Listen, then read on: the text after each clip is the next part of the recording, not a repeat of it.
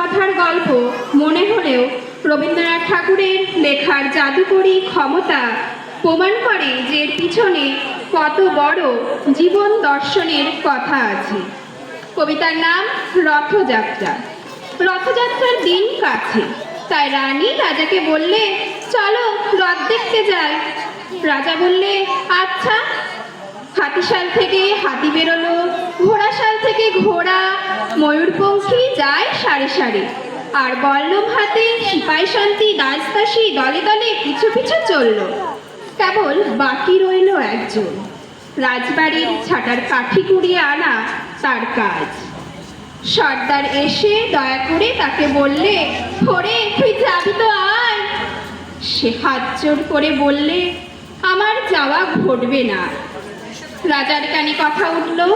রাজা মন্ত্রীকে ডেকে বললে, ওকেও ডেকে